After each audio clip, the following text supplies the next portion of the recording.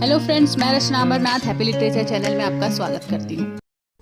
So friends, in this video I am going to talk about a very interesting and emotional story, a tiger for Malgudi, written by the famous Indian author R.K. Narayana. This story is actually very special because it is told by a tiger himself. ठीक है, तो यहाँ पे जो narrator है वो कौन है? Tiger. The tiger is the main character and narrator. So through his eyes we going to learn about the jungle, the circus and human life.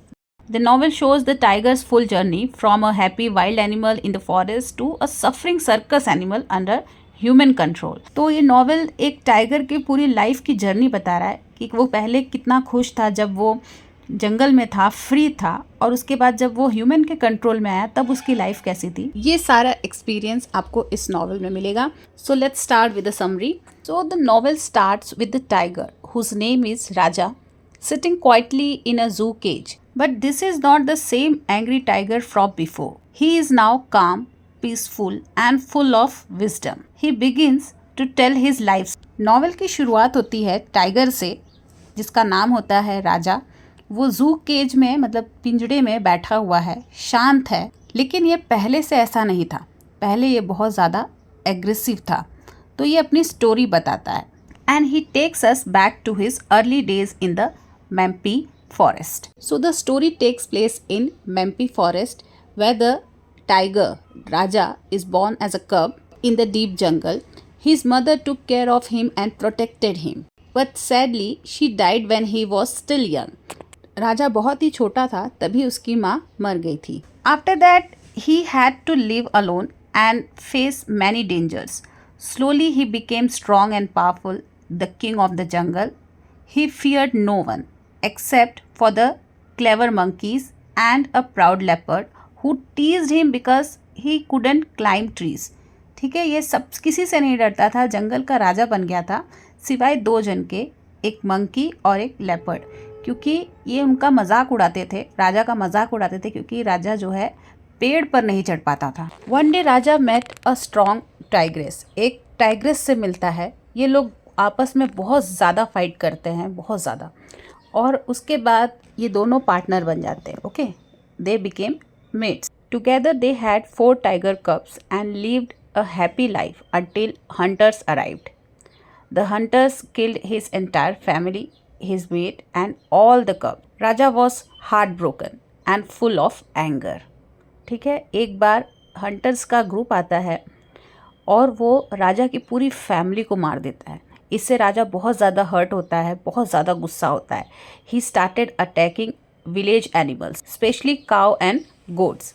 The villagers set traps for him. Once he got caught in a wooden cage, but it caught fire and he escaped. After this Raja understood that humans were too powerful. ठीक है, तो जो hunters ने इसकी family को मारा, उसके वजह से ये बहुत ज़्यादा अग्रेसिव हो गया. ये दूसरे एनिमल्स को अटैक करने लगा, विलेज में जाने लगा, मतलब गांव में घुस जाता था, वहाँ पे गोट्स को, बकरियों को और गाय पर अटैक करता था. फिर वहाँ के लोग ने एक जाल बिछाया जिसमें राजा फंस जाता है. लेकिन क्या होता है, कुछ इंसिडेंट के वजह से उस जाल में आग लग जाती है और राजा वहाँ से निकल के भाग जाता है. और यहाँ पर राजा को ये रियलाइज़ होता है कि जो ह्यूमंस होते हैं वो लोग भी बहुत ज़्यादा स्ट्रांग होते हैं. फिजिकली नहीं तो मेंटली तो लोग स्ट्रांग है कि वो राजा को मात दे सके. And he return to the jungle feeling scared and defeated. But Raja's freedom didn't last long. वो ज़्यादा देर तक फ्री नहीं रह पाया राजा अपने जंगल में. One day a cruel circus owner named captain trapped him using a goat as bait. मतलब एक कैप्टन था, कैप्टन नाम का एक सर्कस ओनर था, वो राजा को पकड़ने आया. कैसे? गोट को दिखा के, बकरी को चारा की तरह उसको यूज़ करके. Captain made Raja's life miserable. He beat him, kept him hungry and even gave him electric shock to train him.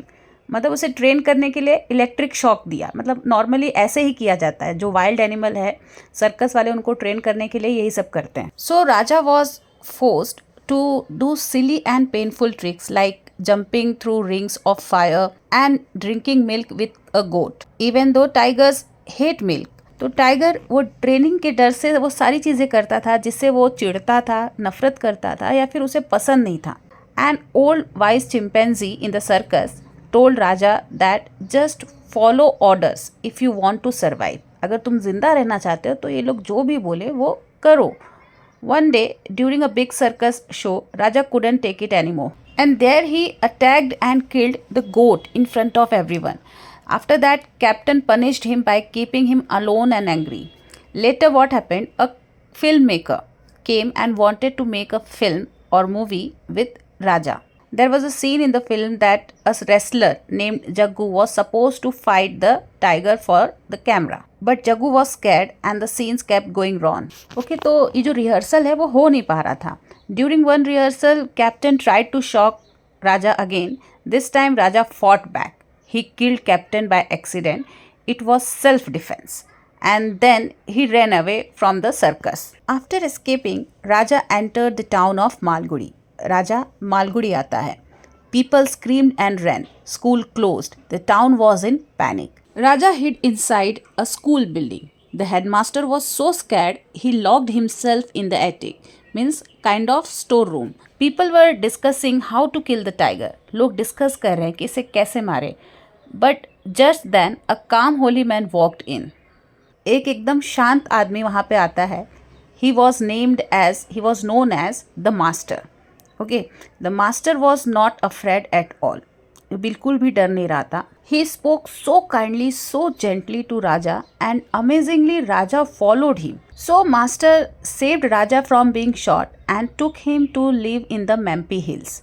There he taught Raja about peace, calmness and life. He showed Raja how to control anger, how to live simply, and how to hurt no one unless needed. After spending some time with master, Raja changed completely. He only hunted when he really had to, and he even felt sorry after killing animals. मतलब राजा की पूरी personality यहाँ पे change हो गई master से मिलने के बाद. People in nearby villages respected the master. They even stopped fighting when Raja was around. They didn't want to upset the tiger. मतलब अब राजा से ये लोग को कोई खतरा नहीं था. इनफैक्ट राजा का कंफर्ट देखते थे ये लोग. One day the master's old wife came to meet him. She cried and asked him to come home. तो जो मास्टर है वो अपना घर छोड़कर बाहर रहने आ गया था. मतलब एक संत की लाइफ जी रहा था. तो उसकी वाइफ आई, उसके सामने रोने लगी और उसे बोल रही है, उसे रिक्वेस्ट कर रही है कि वो घर वापस आए.